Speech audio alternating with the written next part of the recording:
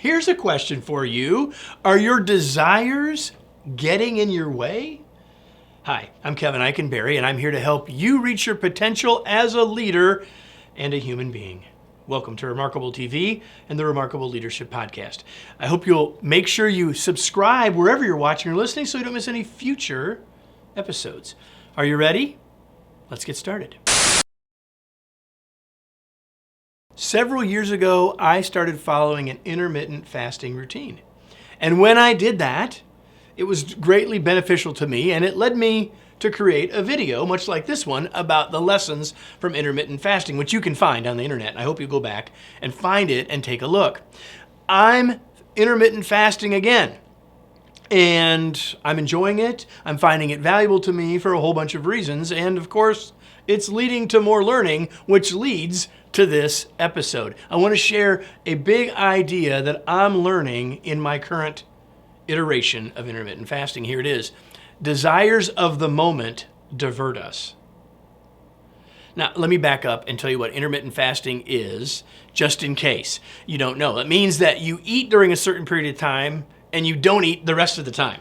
And people use different windows for that. The window that I'm on is not eat for 16 hours, only drinking, nothing that has sugar or anything like that, and then eating whatever I'm going to eat during only 8 hours. So 16 off, 8 on, that's how I'm doing it. And listen, I'm not a health professional.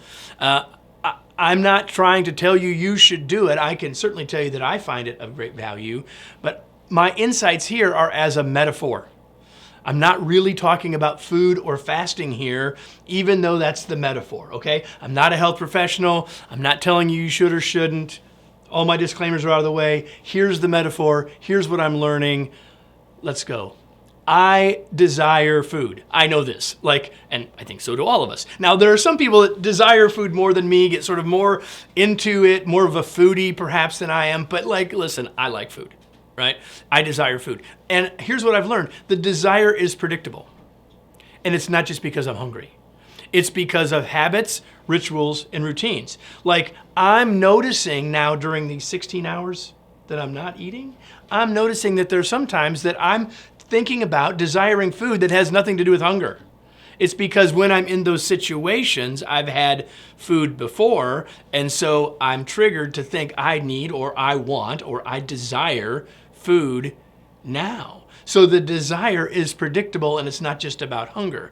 And so here's the next thing. Situations create the desire, not just the desire itself. It's situational. And again, it's not just about the hunger. And then all of this leads to the big idea that I already unpacked for you, which is desires might divert me. Because my long-term goal for intermittent fasting, it is counter to those desires, right? Which are the short-term thing. We mostly think about things we desire as things, if we want to move towards something, we need to desire it, and that's true, except that some desires can move us off of our long-term path and keep us in a short-term mode. Desire is absolutely powerful, and we need to harness it, but we need to keep it in perspective. And if we don't, if we just allow ourselves to move to whatever we're desiring in the moment, it can divert us from our truly desired future. Let me close with today's remarkable reminder. Desires of the moment can divert us. Which desires take you off your intended path, and how often does that happen? If you're listening to this on the podcast, you need to hear this. If you found this on YouTube, you need to hear this.